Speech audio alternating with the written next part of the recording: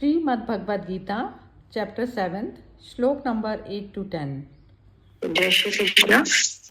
रसोऽहं पस्तु कौन्तेय प्रभासिं शशिसूर्ययोः प्रणवः सर्ववेदेषु शब्दः खे पौरुषं नृषु पुण्यो गन्धः पृथ्व्यां च तेजश्चास्मि वैभावसौ जीवनं सर्वभूतेषु तपश्चास्मि तप्तिवशु बीजं मा सर्वभूतानां विद्धि पार्थ सनातनम् बुद्धिर्बुद्धिमता अस्मिन्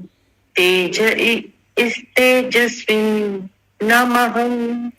हाँ जी, बिम्मी जी आप हिंदी पढ़ देंगे, कंफर्टेबल हो तो? हाँ जी, पढ़ देती हूँ। हे अर्जुन, मैं जल में रस हूँ, चंद्रमा और सूर्य में प्रकाश हूँ, संपूर्ण वेदों में ओंकार हूँ, आकाश में शब्द और पुरुषों में पुरुषत्व हूँ। मैं पृथ्वी में पवित्र गंध और अग्नि में तेज हूँ तथा संपूर्ण भूतों में उनका जीवन हूँ और तपस्वियों में तप हूँ। हे अर्जुन, तू संपूर्ण भूतों का सनातन बीज मुझको ही जान। मैं बुद्धिमानों की बुद्धि और तेजस्वियों का तेज हूँ। इसमें जैसे कोई भी जो किसी में भी जो भी कुछ, जैसे कोई भी मनुष्य है जो जिस कारण वो है, जो एग्जिस्टेंस में है, तो वह चीज़ जो है वो कह रहा है परमात्मा वह मैं हूँ। तो जैसे यदि चंद्रमा और सूर्य में प्रकाश को हटा दिया जाए, उसकी क्वालिटी, वो पहचान उसकी किस चीज़ से है? उसकी प्रकाश से है ना। नहीं तो चंद्रमा सूर्य हम किसको बोलेंगे नहीं। तो अब इसमें बोल रहे हैं जल में रस हूँ, तो रस वाली जो क्वालिटी है जल में, मतलब ऐसा होता है कि जैसे कोई भी जो पदार्थ होता है वो इतना तृप्ति नहीं देता जितना जल देता है। तो एक रस जो बनता है हमारे अंदर, तो वो बनता है जल से। तो ये जो सारी जो चीज़ें जो भगवान कह रहे हैं ना, ये वेदों में ओमकार हूँ, आकाश में शब्द हूँ और पुरुषों में पुरुषत्व हूँ, ये टोटल जो हम परमात्मा को अलग से बोलते हैं ना, तो वो तो एक ही शक्ति के जैसे। अब जो हमारी जो एग्जिस्टेंस है ना, जैसे आकाश में शब्द, अब आकाश में शब्द किस लिए बोला भगवान ने? इसमें शब्द इस प्रकार से बोला ना कि जैसे जो आकाश में जो शब्द जाएगा तो वो अलग नहीं रहेगा ना उससे। अब शब्द जब हम एक अहंकार जैसे शब्द जो बोलता है तो वो मर जो के नहीं बोलता, तो उसको आकाश का शब्द नहीं कहा जाता। लेकिन शब्द जो आकाश तत्व में स्थापित होकर जो बोला जाएगा वो शब्द ओमकार जो बोला उसमें, तो ओमकार वाली ध्वनि कैसे आती है? जो हमारी जो जागृति, स्वप्न और सुषुप्ति वाली जो अवस्था होती है, तीनों अवस्थाओं से परे वाली अवस्था, जो बिल्कुल मौन अवस्था वाली जो होती है, मौन में जैसे कहते हैं ना, सुषुप्ति से भी ऊपर जो हो गई तुरैया, जिसपे देखने वाला साक्षी वाला जो तत्व होता है, तब जो करके जो सारा ये ड्यूअल जगत जो होता है उसको जो ऑपरेट करता है इस तरीके से। अब ड्यूअल जगत को ना कैसे ऑपरेट करते हैं? जैसे गुरु शिष्य हो गया और माता पिता और बच्चा। तो अब उसमें ये जो गुरु शिष्य है, तो गुरु किस कारण एग्जिस्ट करता है? यदि शिष्य ना हो तो गुरु एग्जिस्ट करेगा? नहीं करेगा। तो जब ये दोनों की एग्जिस्टेंस मतलब जो ड्यूअल जगत है, तो इसमें दो चीज़ें ऑपरेट करती हैं। यदि रात ना हो तो दिन एग्जिस्ट करेगा?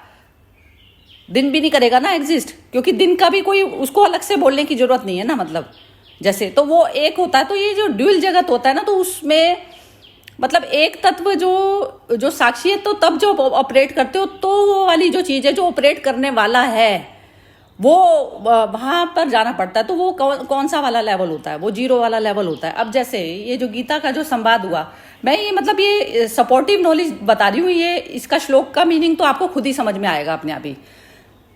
तो सपोर्टिव नॉलेज इस तरीके से है कि ये जैसे ये तो जो हम जो डबल उसमें जो जगत में करते हैं ना, जैसे माता पिता का कहते हैं कि बच्चों को सुनना ही चाहिए, वो करना चाहिए, लेकिन ऐसा नहीं चलता ना। तो संवाद कहाँ पर क्रिएट होता है? संवाद वहाँ क्रिएट होता है जहाँ पर मैं भी 0 हूँ और सामने वाला भी 0 है, तभी तो हम एक दूसरे से संवाद कर पाएंगे। यदि एक ऊपर हो जाए और एक नीचे हो जाए तो संवाद पॉसिबल है? समझ में ही नहीं आएगा। हेवाई जाएगी नॉलेज। तो अब उसमें क्या होता है, जैसे मुझे आप सुन रहे हैं और आपको मैं सुनूंगी तो तभी तो संवाद होगा ना। यदि मैं कहूंगी मैं तो बोलती जाऊंगी और आपको मैं सुनूंगी नहीं, तो वो संवाद नहीं क्रिएट होता। तो संवाद कौन से लेवल पर होता है कि जहां पर पूरा मैं अपने आप को जीरो तत्व में पहले स्थापित होकर सुन रही हूँ और जीरो तत्व में स्थापित होकर ही मैं बोल रही हूँ। तो उसमें आप यदि जीरो वाले लेवल पर नहीं स्थापित हो तो फिर आप मुझे पूरा नहीं सुनेंगे ना। आप उसमें बुद्धि का वो लेवल आ जाएगा, छोटे बड़े का लेवल आ जाएगा, गुरु शिष्य का लेवल आ जाएगा। तो जब तक ये वाली जो ड्यूअल जगत में जब ये चीजें जो ऑपरेट करती है ना, तो उसमें ये सब चीजों का जो है ना, जब तक हम स्वयं जीरो वाले लेवल पर नहीं जाते ना, तो संवाद जो है नहीं बन पाता। तो उस वाले लेवल पर आप जाओगे तो आपको खुद ही समझ आ जाएगी। तो जैसे चंद्रमा और सूर्य है, उसमें प्रकाश नहीं, तो प्रकाश उसको पूर्ण करता है। तो ये जो सारी जो चीजें हैं वो कॉम्प्लीमेंट्री हैं दोनों एक दूसरे की।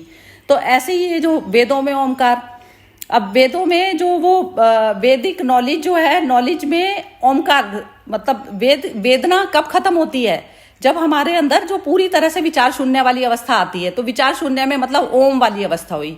तो ओम में क्या हो गया कि तीनों जागृति सुषुप्त, जैसे जो एक ब्रह्मा विष्णु महेश की चलती है, ब्रह्मा क्रिएटर में आ गए, विष्णु तत्व बैलेंस में आ गया, और तीसरा शिव हो गया विनाश में आ गए। अब कोई भी जो जगत में है, हम ये कहें कि ये चीज खराब हो रही है, तो उसको जो है शिवत्व यदि तत्व उसमें ना हो तो खराब होकर नई चीज उसमें मैनिफेस्ट नहीं हो सकती। तो ऐसे ही टोटल जो सारा जो जगत जो चलता है ना, वो इस तरीके से चलता है। लेकिन इसमें जैसे ही इम्बैलेंस का जो विष्णु तत्व जो हमारे अंदर से ही जो ऑपरेट होता है, यदि हम उसमें से ढीले पड़ जाते हैं तो ये सारा जो है इम्बैलेंस क्रिएट हो जाता है। इम्बैलेंस मतलब ये है कि जैसे एक जो आसुरिक जो है, जिनके सुर हिल गए हैं, तो वो तो आसुर तो मतलब तप कर करके वो शक्तियां ग्रैब करते हैं। लेकिन जो सुर है ना, सुर का अपना रोल नहीं निभाता। सुर जो है, जैसे एनलाइटनमेंट उस अवस्था को कहा जाता है जहां पर मैं जीरो हो जाती हूँ, मेरे लिए अच्छा बुरा सब खत्म। तो तब मैं विनाश वाले उस पर आना पड़ेगा ना, मुझे शिव वाले उसमें आना पड़ेगा। तो ये बैलेंसिंग वाली जो चीज होती है वो शिवत्व के बिना भी पॉसिबल नहीं है। तो कहते हैं ना, जैसे विष्णु भी शिव की आराधना करते हैं, तो वो अवस्था भी जब तक मनुष्य की नहीं आती ना, तो ये जो है जो वर्ल्ड में जो हालत जो अब हो रही है, तो इस कारण हो रही है वो। तो बैलेंस क्रिएट करने के लिए ये सब चीजें होती है। तो इसमें कह रहे हैं कि जैसे आकाश में शब्द और पुरुषों में पुरुषत्व, मैं पृथ्वी में पवित्र गंध और अग्नि में तेज हूँ। वही हो गया कि पृथ्वी में यदि उसमें पृथ्वी की क्वालिटी क्या चीज है, वो स्थिरता है ना उसकी क्वालिटी। तो वो जो उसमें से जो गंध आती है वो हो गई। और अग्नि में यदि तेज ना हो तो अग्नि नहीं हो गई। तो वो अग्नि में तेजपना जो है उसको संपूर्ण करता है, पूर्ण करता है।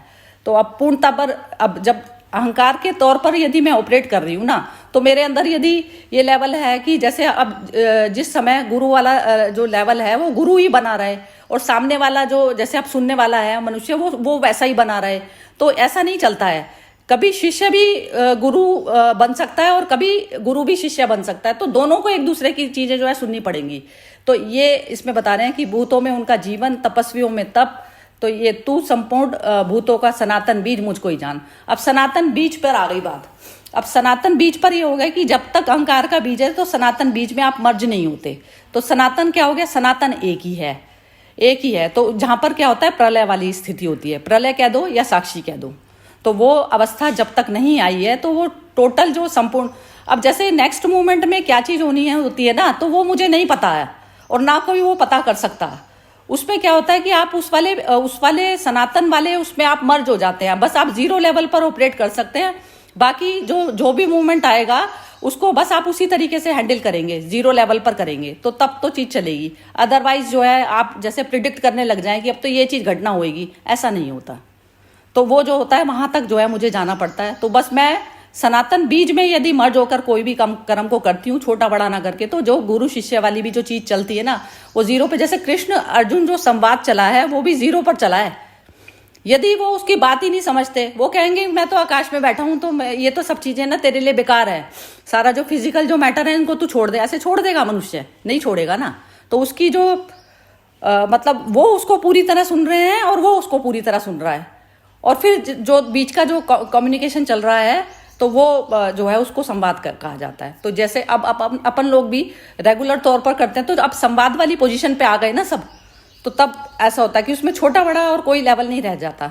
कभी कोई बड़ा हो गया, कभी कोई वैसा हो गया, मतलब लेकिन जीरो लेवल पर रहकर जो होता है, फिर उसमें क्या होता है ना, सब अपनी मैं नहीं करते। तो वो चीज़ जो है आनी ही चाहिए। तो इसमें ये मतलब ये है कि जो भी मेरे अंदर से भी जो बोल रहा है, यदि मैं प्रकाश तत्व में स्थापित होकर करती हूँ कोई भी चीज़, तो वह चीज़ जो है वो परमात्मा है एक तरीके से। तो मेरे हिसाब से तो ये है। बाकी सब ये इसको जो पर्टिकुलर श्लोकों की जहाँ तक बात आ रही है वो आप लोग खुद कीजिए, तो मैं भी सुनूंगी इसको आज। हाँ जी, चलिए ये स्टार्ट करते हैं। विमी के बाद में पूछते हैं विनोद जी से, क्योंकि अभी इन्होंने थोड़ा लेट ज्वाइन किया है। हाँ जी विमी जी आप बोलिए। हाँ जी, हाँ, पर्टिकुलर टू द श्लोक तो मुझे लगा कि ये जितनी भी इसमें क्वालिटीज बताई गई हैं, और एक है, एक फ्रेम है और उसके अंदर क्वालिटी, जैसे पृथ्वी है वो ऊपरी स्ट्रक्चर और उसके अंदर पवित्रता, गंध, हाँ पवित्र गंध, और अग्नि के अंदर तेज, इसी तरह से सारा वो वेदों में ओमकार। तो एक तो जो मुझे समझ आया कि इम्पोर्टेंस जो दी गई है, जो हम जो ईश्वरीय तत्व कहते हैं, या किसी का जब हम कहते हैं कि अहम ब्रह्मास्मि, तो हम भी वो ब्रह्मा का, हम भी परमात्मा, हम कहते हैं कि हम भी परमात्मा हो सकते हैं, उसमें क्वालिटी से है।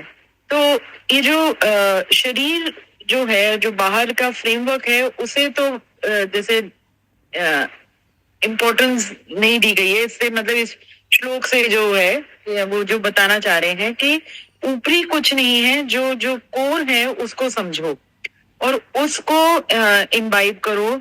और जब तुम ये सब इन क्वालिटीज को तुम इम्बाइब करते हो, और मतलब जैसे तुम्हारे में बिल्कुल पूरी तरह से सिमुलेट हो जाती है, तब तुम उस कहते हैं परमात्मा बन जाते हो, या अहम ब्रह्मास्मि वाला जो वो है। तो इसमें भी जो मुझे तीनों चारों श्लोकों में लगा कि मतलब शरीर का जो है उसको जैसे इम्पोर्टेंस दी गई है, और शरीर से हटो, शरीर भाव से हटो और कोर को समझो, वो कहा गया। बढ़िया, बहुत ही बढ़िया बोला बीबी जी, जबरदस्त बोला, मूल तत्व समझ आ गया। अब वो था ना, जैसे एक उसमें दिखाया जाता है, काली माँ ने ना वो कर दिया, शिव उसके उसमें है, पैरों के नीचे है शिव। तो शिव पैरों के नीचे किस तरीके से बताया गया उसमें, जैसे जब शक्ति जब उसको करती है ना, तो वो जैसे अब इस समय जो वर्ल्ड की हालत है वो काली वाली हालत हुई है ना, एक तरीके से देखा जाए तो उसमें क्या होता है कि शिव ने अपनी शक्ति भी पूरी तरह से उसमें मर्ज हो गया, वो उसमें समर्पण कर दिया। तो शिव ने समर्पण करा, और शक्ति और शिव का दोनों का आपस में एक दूसरे के प्रति समर्पण होना बहुत ज़्यादा जरूरी है। नहीं तो ये जो हमारा जो शरीर और मन जो ऑपरेट करता है ना, अब मन जब तक अहंकार में बैठेगा तो दोनों का एक दूसरे के प्रति समर्पण नहीं होता। तो जैसे शिष्य और उसमें ना गुरु में ना बार बार मैंने ये सारे ना ये पढ़े थे एक बार उपनिषद वगैरह, तो ना उसमें गुरु भी प्रणाम करता है और वो भी प्रणाम करते हैं उसको। तो मतलब ये है कि जैसे गुरु भी पैर छू रहा है शिष्य के, और शिष्य भी छू रहा है, और वो जो है दोनों जो है एक शक्ति को वो कर रहे हैं, तो वो शक्ति उन दोनों के उसमें से करती है ऑपरेट। तो ये चीज़ बिल्कुल मतलब जो आपने बोला ये ना कमेंट बिल्कुल ठीक बोलिए, परफेक्ट बोलिए, मतलब मेरे हिसाब से गुरु शिष्य रहा ही नहीं ना आप, मतलब वही है कि रूप को ना देखो, गुण को देखो। हाँ, तो जब आप उससे आप निकल ही आए ना, जिसने जो भी जिसके पास नॉलेज है वो ही गुरु है। आप गुरु शिष्य का भी वो भेद भी अलग ही हो गया, बिल्कुल ही अलग हो गया। बहुत ही बढ़िया है, मतलब पहुंच गए सब लोग, वहां तक पहुंचे हैं। हाँ जी विनोद जी आप बोलिए। हाँ जी, हाँ बिल्कुल सही विमी जी ने बताया है, बस उसी का एक्सटेंशन है जैसे आपने बताया।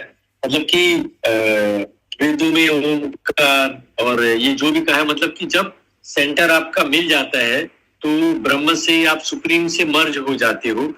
तो वही वो प्रभु कहना चाहते हैं कि मैं ही जो है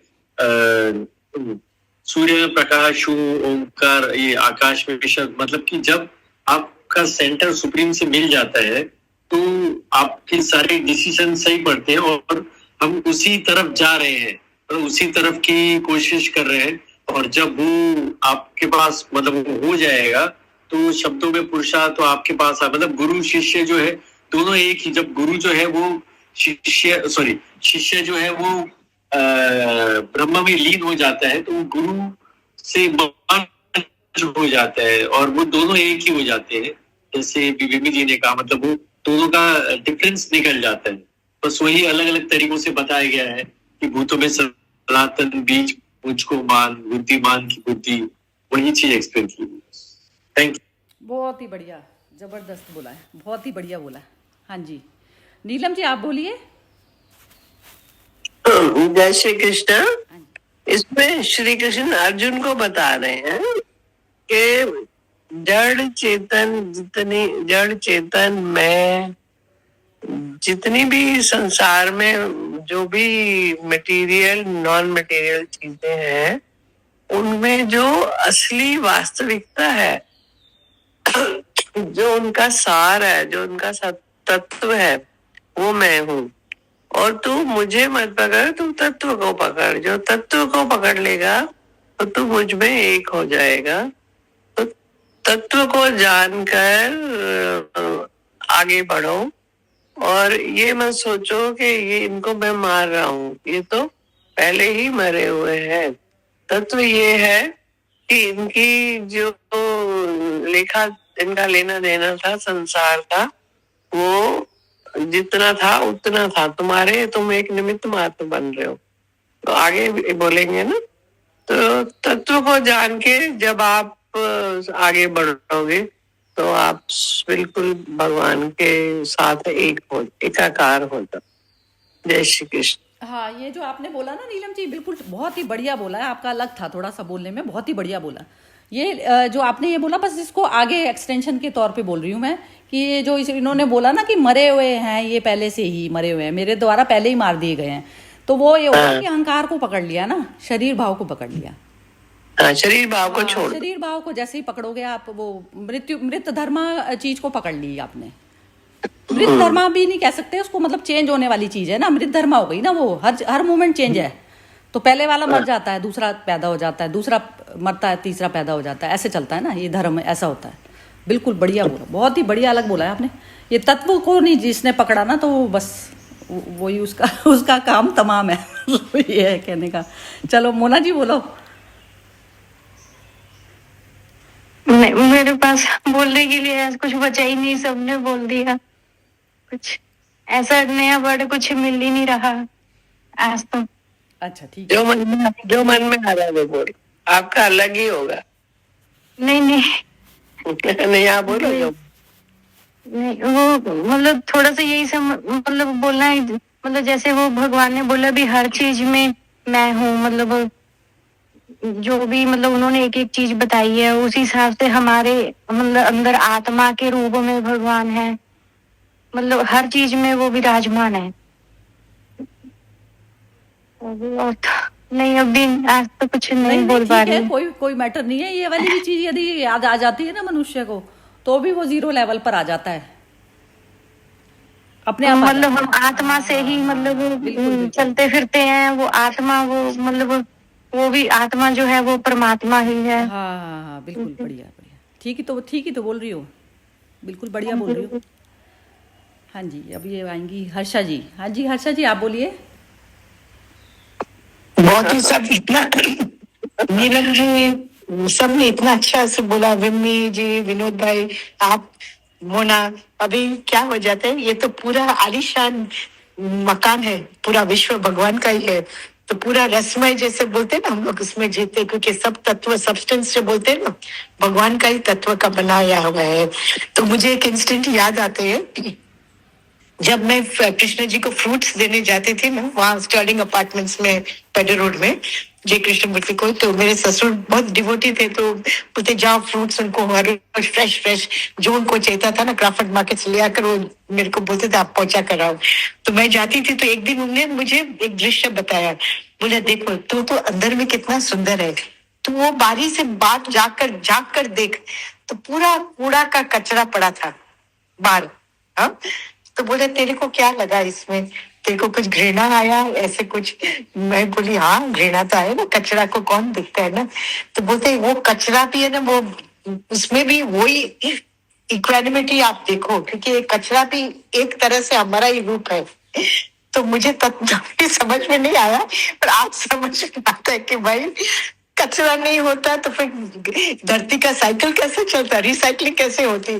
तो यही सब अभी समझ में आता है कि सब चीज में उनका ही रस, जैसे बोलते हैं ना, रसमय हो जग सारा, वो जो भजन है हमारा, रसमय हो जग सारा, वो तभी हो सकता है जब हम तत्व को समझ जाते कि सब्सटेंस जो बोलते हैं ना, भगवान ही है सब चीज में, मूल तत्व तो वो ही है, और तो सब ऊपर का खेल है।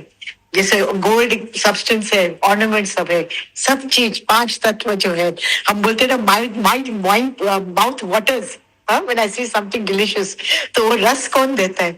ईश्वर ही देता है रस। पानी, मुंह में पानी बस जाता है तो रस होता है। ऐसे त्वचा का, सब चीज का, तत्व का जैसे एक खेल हो जाता है। और अभी तो सिम्टोमेटिक, साइकोसिम्टोमेटिक हीलिंग तो बहुत चल रहा है अभी, heal your mind and heal your body. तो ये जो पूरा जो तत्व है शरीर का, वो माइंड का थॉट प्ले का साथ बहुत माने के प्रभावित हो सकता है। एंड ओम का ध्वनि तो इतना पावरफुल है कि एक्सपेरिमेंट में किए काफी जन ने, कि ओम का जो ध्वनि होता है, वो प्रणव मंत्र जो है ना, वो पूरा अपने पांचों, वी डोंट नो, बट अपने अंदर की जो कुंडलिनी, जो ब्लॉकेजेस है ना, वो सब खुलते जाते हैं। और जैसे वो खुलती है ना, तो अपने एनर्जाइज होते जाते हैं हम लोग। तो ये तत्व का ज्ञान तो बहुत ही सुंदर है। और आपने एक जो कहा ना कि शिव ने अपना ही ले डाउन ना, और शक्ति का पांव शब्द काली माँ ने उनका पर रखा, तो शब्द सावित्री में लिखा है, his breast he offers for her cosmic dance. Happy inert, he is very happy, you know, inert एकदम, he lies beneath her feet, वो सो जाते हैं। His breast he offers for a cosmic dance. तो ये जो इमेज जो मेरे को अभी ख्याल आया, इसमें जो आपने जो बताया, तो पुरुष प्रकृति का जो खेल होता है ना, उसमें कभी पुरुष सरेंडर करता है प्रकृति को, कभी प्रकृति पुरुष को, माने परा प्रकृति, शिव शक्ति जो हम लोग बोलते हैं ना, ये आपस का दोनों का एक खेल चल रहा है ना। और हम लोग तो इसमें जैसे बोलते हैं ना, सोल्स है, इनके इंस्ट्रूमेंट्स है। तो जितना जागृत हम लोग हो जाते हैं, we can participate in the divine play very consciously. तो हम लोग को जैसे लीला लगेगी, कृष्णा की लीला है कि नहीं? बहुत ही बढ़िया, बहुत ही बढ़िया, बहुत ही अलग था स्टाइल आपका भी बोलने का, बहुत ही बढ़िया। ये जो आपने बस एक ओमकार पे फिर मैं बोलूंगी दोबारा एक बार, ये जो ओमकार है ना, हम इसमें भगवान ने ओमकार तो बोला, लेकिन ना ओमकार की ध्वनि जैसे ना ये चलती है ना, ये हीलिंग वाला जो प्रोसेस आपने बताया, तो उसमें जैसे ये ओमकार तो नहीं बोल रहे ना भगवान कृष्ण, लेकिन हीलिंग चल रही है, हीलिंग चल रही है अर्जुन की, माइंड की हीलिंग चल रही है ना उसकी। यस यस, तो ये अब उसमें ओमकार तो नहीं बोल रहे ना, वो क्या शब्द बोल रहे हैं ऐसा। तो ये जो हमारा संवाद वाली जो कैटेगरी में जब हम आते हैं ना, तो हम दूसरे का दूसरा नहीं रह गया, मैं उसके दर्द को पूरी तरह से महसूस कर रही हूँ। और तब जो मेरे अंदर से जो शब्द निकलेंगे, वो इंस्टेंट जो निकलता है, तो वो हीलिंग प्रोसेस होता है। तो और वो दूसरा वाला भी पूरी तरह से मर्ज होना चाहिए, उसमें दूसरा भी मर्ज होना चाहिए, तो तब वो सुनेगा ध्यान से। वो पूरे शब्द उसको कब राहत पहुंचाएंगे, तब पहुंचाएंगे जब उसने पूरी तरह से लिया होगा उन्हें। तो ये दोनों तरीके से चलती हैं ये चीज़ें, ऐसे आ गया होगा समझ में मेरे ख्याल से। तो उसमें चलिए ठीक है, अब इसको और एक्सटेंशन में बोलेंगे, ये दीपा बोलेगी। हाँ जी दीपा जी बोलिए आप। हाँ जी, हेलो। हाँ जी बोलिए बोलिए। हाँ दीपा म्यूट हो गया तुम्हारा। तो अब सही है? हाँ अब ठीक है। नहीं दोबारा म्यूट हो गया। हेलो। हाँ आप है ना, इसको हाथ मत लगाइए, अब नीचे ना आप डाउन करके रखो, अभी म्यूट है अभी इस समय आपका। दीपा म्यूट है आपका। Tap to unmute. नहीं हाँ आपका वो फोन में प्रॉब्लम है शायद मेरे ख्याल से। दीपा अनम्यूट करके बोलना पड़ेगा, म्यूट है आपका। हाँ जी अब सही है। हाँ तो इसमें जैसे मैं इसको एक्सप्लेन करती हूँ कि जैसे भगवान ने कहा कि सब जगह मैं हूँ, जल में जो रस है उसका जो मूल तत्व है जिसके कारण वो चीज प्रेजेंट है। जैसे पुरुषों में पुरुषार्थ है, पृथ्वी में गंध है, इन सब में, और तपस्वियों का तब भी मैं हूँ। संपूर्ण भूतों में उनका जीवन, मतलब जो जीवन है हमारा वो भी ईश्वर है, और तपस्वियों का तब भी मैं हूँ, भूतों और बीज, जो भी सृष्टि का जो बीज है उसका उत्पत्ति का जो कारण है, मुझे ऐसे लगा जो पास्ट प्रेजेंट फ्यूचर जो भी है उसका भी बीज ईश्वरी है, और बुद्धो मानव की बुद्धि तेजस्वी सब कुछ ईश्वरी है। तो मतलब जैसे कई लोग देखते कि बहुत अधिक बुद्धिमान होते हैं और तेजस्वी होते हैं, तो उनमें ईश्वर का ही प्रकाश होता है। तो मेन तो बस मुझे इतना ही समझ आया कि सब जगह जो उसका मूल कारण है वो ईश्वरी है, और उससे उनसे आगे कुछ नहीं है। हालांकि कई बार देखो ऐसा होता है कि इंसान सोचता है कि सच में ईश्वर है कि नहीं है, क्योंकि सब जगह जो भी होता है, पर मतलब ईश्वर तो सभी जगह है और उसी के कारण ये सब चीज है।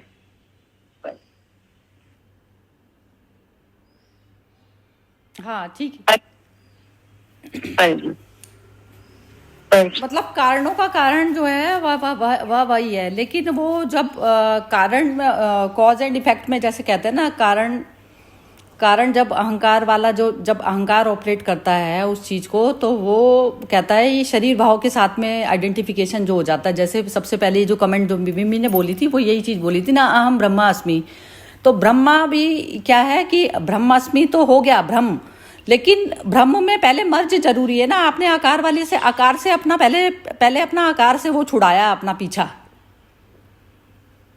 तब आप ब्रह्म में मर्ज हुए। तो आप वही कर रहे हैं बस उसमें जो बुद्धि आ रही है, सब कुछ आ रहा है ना आपके अंदर, जो सिचुएशन को हैंडल करने के लिए जो भी चीज जैसी समझ दे रहा है, फिर वही है। मैं शरीर भाव से हट गई पहले, तब होती है।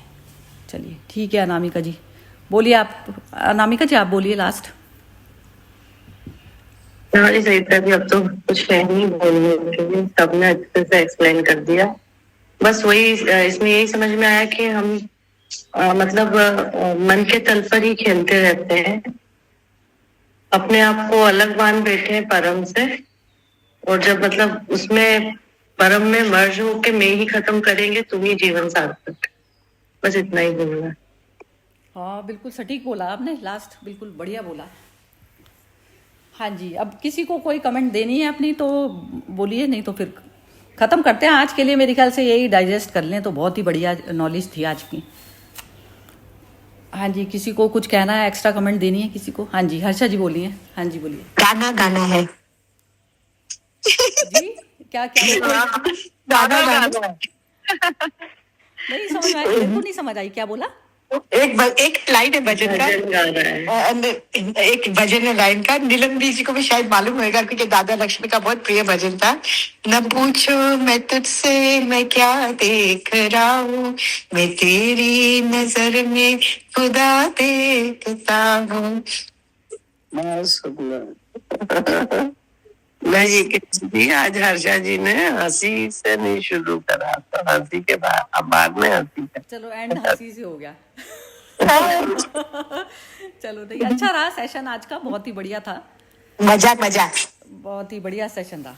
मतलब मैं तो उसको आज के सेशन को 100% मार्क्स दूंगी, क्योंकि हाँ बिम्मी जी ने जो बोला ना ये, और विनोद जी की भी जो कमेंट ऐसी थी, तो जो बोला ना अहंकार भाव वाला जो चीज है ये समझ आ गई। आकारों से हटोगे तो निराकार में स्थिति होगी। बिल्कुल बस बहुत ही बढ़िया। चलिए खत्म करते हैं आज का सेशन, आज टाइम से करते हैं खत्म।